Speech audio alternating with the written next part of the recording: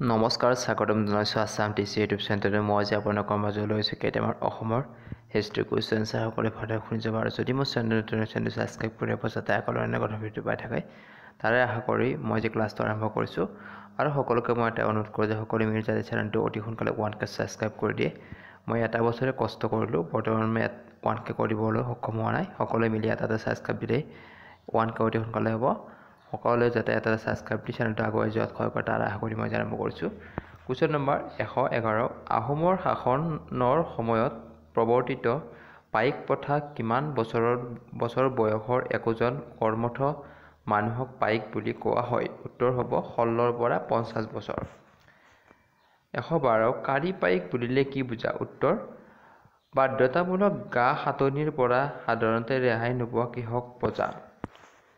113। আহোমৰ ৰাজধানী থকা ফুকনসকলে কাৰ অধীনত কাম কৰিছিল? উত্তৰ হ'ব এইখিনি অলপমান মিষ্টেক হৈছে এডিট কৰাত, এইটো বৰবৰুৱাৰ অধীনত অৰ্থাৎ বৰবৰুৱাসকলৰ অধীনত কাম কৰিছিল।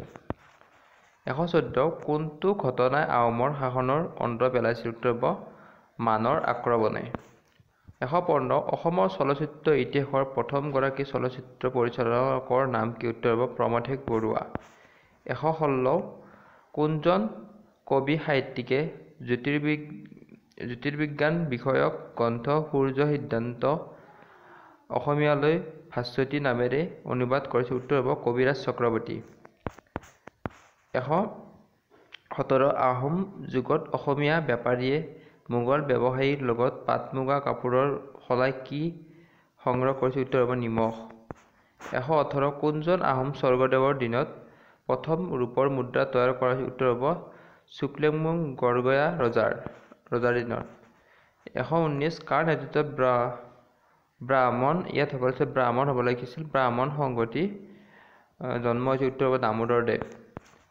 120। তন্ত্ৰ শব্দৰ অৰ্থ কি? উত্তৰ হ'ব বৃদ্ধি কৰা। আজিৰ পাৰ্টত ইমান যে নেক্সট আৰু কেইবাটাও পাৰ্ট আছে আৰু 20-30টা পাৰ্ট হ'ব। সকলোখিনি পাৰ্ট মই দি থাকিম, সকলোৱে ভালকৈ পঢ়িবলৈ আশা কৰে যে ইমানতে সমাপ্ত কৰিলোঁ। নমস্কাৰ।